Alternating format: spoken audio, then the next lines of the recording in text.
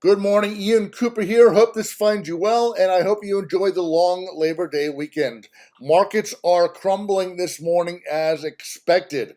Markets were already overextended and ready to flop, as we argued about 2 weeks ago. We also argued that many investors were not prepared, just as we saw with prior crashes in 1929, 2000, and in 2008.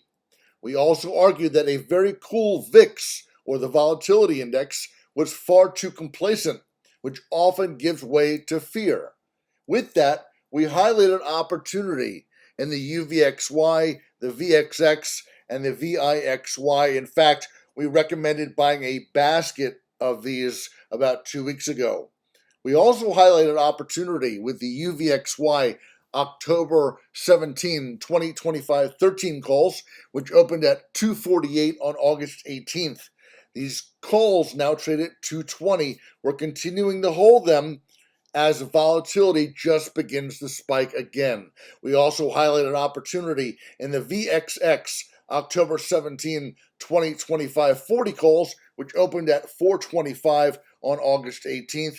These now trade at 380 and are also still on hold. Today, the Dow Jones was down as much as 540 points. The S&P 500 was down 78, with the Nasdaq down about 273 points. This follows news that a federal appeals court ruled that most of President Trump's global tariffs were illegal. The U.S. Court of Appeals for the Federal Circuit determined in a 7-4 ruling that only Congress has the authority to apply sweeping levies. Trump called the decision highly partisan and has said that he will appeal the ruling to the U.S. Supreme Court. Not helping, the 10-year Treasury yield jumped to 4.29, with the 30-year nearing 5%. Bond investors are driving yields higher on the idea that the U.S. may have to refund the billions of dollars brought in from tariff revenue, worsening our already stressed fiscal situation. We also have to consider that September is historically the worst month for markets. All that being said, let's hold on to the volatility calls and the volatility basket as we mentioned a moment ago. But let's also buy to open the DIA September 19, 2025 452 put at market this morning.